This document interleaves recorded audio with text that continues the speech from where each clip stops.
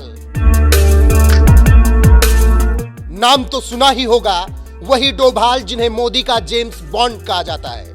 वही डोभाल जो कई सालों तक जासूस बनकर दुश्मन देश पाकिस्तान में रहे, लेकिन पाकिस्तानी खुफिया एजेंसी आईएसआई से लेकर उसकी सरकार तक किसी को भनक तक नहीं लगी। वही डोभाल जो आज मोदी सरकार में नेशनल सिक्योरिटी एडवाइजर यानी एनएसए की जिम्मेदारी संभाल रहे हैं। वही डोभाल जिनकी पत्नी ने कभी सुअर का मांस नहीं बनाया, लेकिन देश के लिए उनकी पत्नी को सुअर का मांस तक बनाना पड़ा। जी हां, आपने बिल्कुल सही सुना, बात देश की थी, इसीलिए डोभाल की पत्नी ने सुअर का मांस बनाया।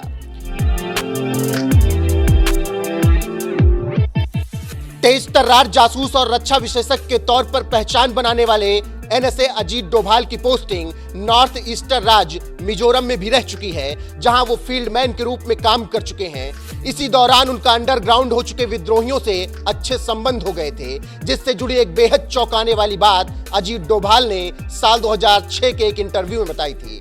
टाइम्स ऑफ इंडिया को दिए इस इंटरव्यू में अजीत डोभाल ने बताया था कि एक बार मिजो नेशनल फ्रंट के विद्रोहियों को अपने घर खाने पर बुला लिया था। लाल डेंगा के नेतृत्व वाले इस फ्रंट को उस वक्त बहुत खतरनाक माना जाता था। डोभाल खुद बताते हैं कि खाने पर विद्रोही अपने साथ भारी हथियार लेकर आए थे।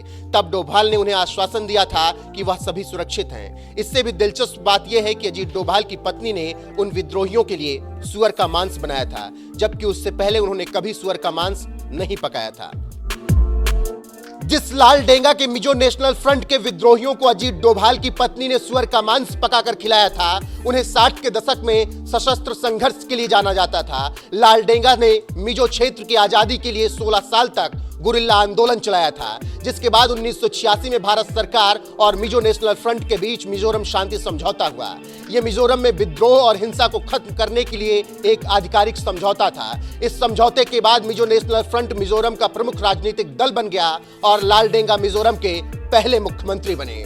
उनका कार्यकाल 1986 से 1988 तक था और आज भी मिजोरम में लाल डेंगा की पार्टी मिजो नेशनल फ्रंट की सरकार है, जो बीजेपी नेतृत्व वाली एनडीए का हिस्सा है। लेकिन इस साल होने वाले मिजोरम विधानसभा में बीजेपी अकेले ही चुनाव मैदान में उतरने की तैयारी कर रही है। बहरहाल आपको बता दें कि देश के लिए कई मिशन को अंजाम दे चुके अजीत डोभाल आज मोदी सरकार में एनएसए जैसी अहम भूमिका निभा रहे हैं। राजधानी दिल्ली में जब सीएए विरोधी दंगा हुआ था, उस वक्त मोदी सरकार ने अजीत डोभाल को ही मैदान में उतारा था।